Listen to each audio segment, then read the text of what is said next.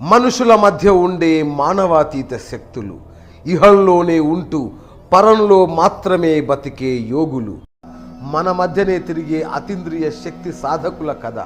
వీరు సాధారణ మానవులు కారు. మంత్రతంత్ర విద్యలతో దైవత్వాన్ని పొందాలనుకునే బైరాగులు. జనజీవనానికి దూరంగా బతుకుతారు. మానవ కపాలంలో తింటూ శ్మశానంలో ఉంటూ. వీళ్ళు ఎందుకు ఇలా చేస్తారు? ఎవరు వీరు? ఈ ప్రశ్నలకు సమాధానమే ఈ కథనం.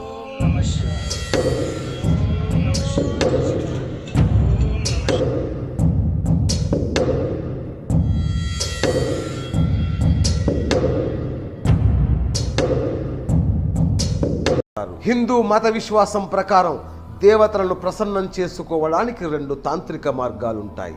ఒకటి దక్షిణాచారం, రెండోది వామాచారం. తంత్రం ప్రత్యేకించి శివుణ్ణి, శక్తిని దీపధూప నైవేద్యాలతో ఆరాధిస్తుంది.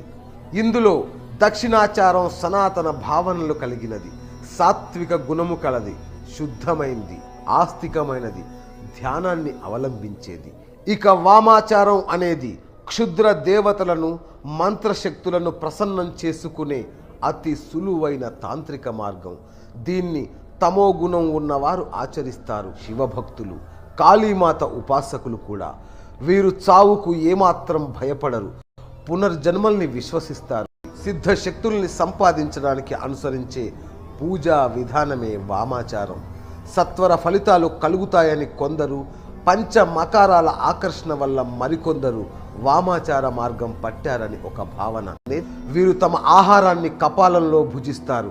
నాగరికులు ఎవ్వరూ తినలేని పదార్థాలే వీరి ఆహారం.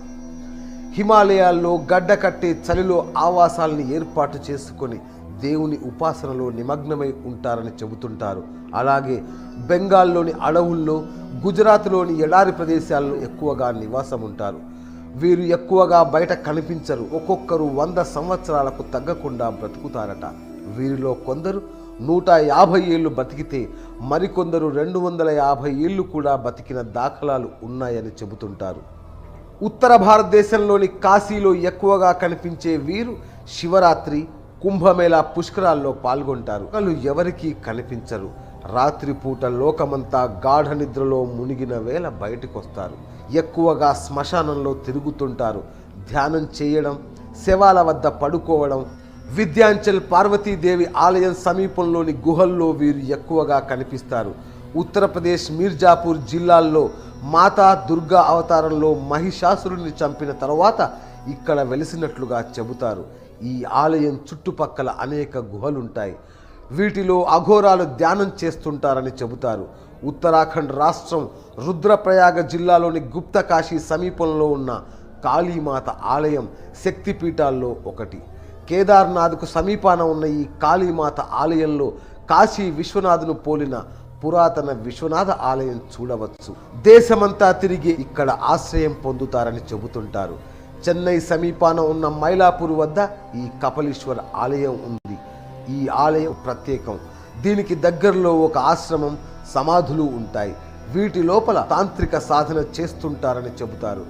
పశ్చిమ బెంగాల్ బిర్భం జిల్లాలో తారాపిత్ శక్తి ఆవిర్భావం చేసిన తారా దేవతకు అంకితం చేయబడిన తాంత్రిక ఆలయం ఉంది. ఆలయం చుట్టూ అంత్యక్రియలు జరిగే ప్రాంతంలో రాత్రిపూట సంచరిస్తూ తాంత్రిక సాధన చేస్తుంటారని ప్రతీతి. కలకత్తాలో దక్షిణేశ్వరికి దగ్గరలో ఉంటుంది మరో కాళీ మందిరం. కాళికాదేవి 4వ వేలు ఇక్కడ పడిపోయిందట. ఈ ఆలయం చుట్టుపక్కల అనేక మంది అఘోరాలు రాత్రిళ్ళు సంచారం చేస్తూ ధ్యానం, తంత్ర సాధన చేస్తుంటారు. అష్టాదశ శక్తి పీఠాల్లో అత్యంత శక్తివంతమైంది కామాఖ్యదేవి క్షేత్రం. అస్సాంలోని బ్రహ్మపుత్ర నది ఒడ్డున గౌహత్కి సమీపంలో ఉంది క్షేత్రం.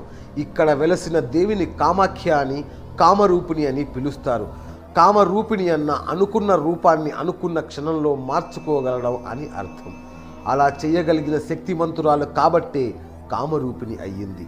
ఇక ప్రతి ఆషాఢ మాసంలో 5 రోజుల పాటు అంబుబాచి మేళా జరుగుతుంది. ఆ అంబుబాచి మేళానే కామాఖ్య కుంభమేళాగా పిలుస్తారు. ఈ మేళా జరిగే రోజుల్లో అఘోరాలు, తాంత్రికులు ఇక్కడకు వచ్చి అమ్మను దర్శించుకొని పూజలు నిర్వహిస్తారు కదా.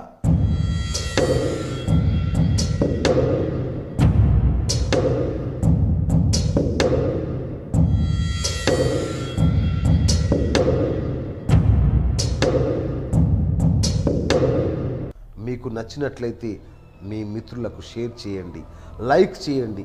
ఇలాంటి మరిన్ని కథనాల కోసం సబ్స్క్రైబ్ చేయండి.